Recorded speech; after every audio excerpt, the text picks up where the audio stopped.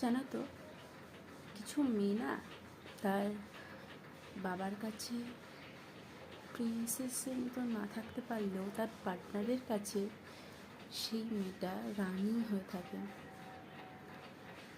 জানো, আমি শুনেছি যে একটা মেয়ে নাকি তার বাবার কাছে যা মন চায় সব কিছু চাইতে পারে, আবদার করতে পারে। কখনো এটা ভাবেই না যে তাকে সেটা কিনে দেবে কি দেবে না।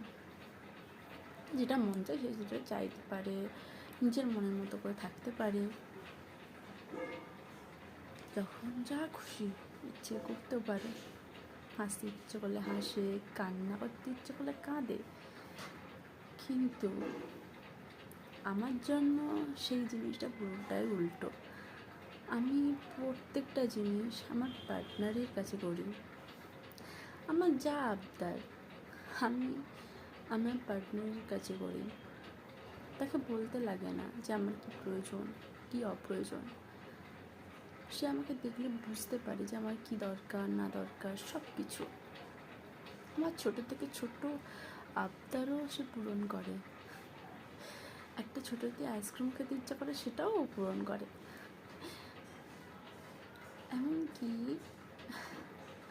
আমি ওর কাছে মনের ইচ্ছে মতো হাসতে পারি, কান্না করতে ইচ্ছে হলে কাঁদতে পারি, যখন আমার নাচতে ইচ্ছে করে নাচতেও পারি, গাইতেও পারি।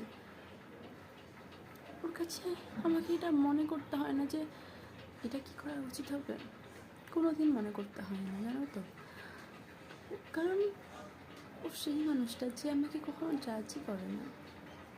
কিন্তু আমার মা বাবা আমাকে জাজ করে যে এরকম কেন করছিস, ওরকম কেন করছিস, সেরকম কেন করছিস। এগুলো করে।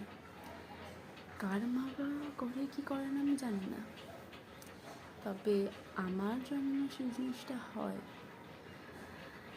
আমি শুধু একটাই কথাই বলতে চাই যে প্রত্যেকটা মেয়ে হয়তো তার মা বাবার কাছে প্রিন্সেসের মতো থাকে না, কিন্তু এমন কিছু কিছু মেয়ে আছে যারা ঠিক আমার মতো তার পার্টনারের কাছে তার রানী হয়ে থাকে।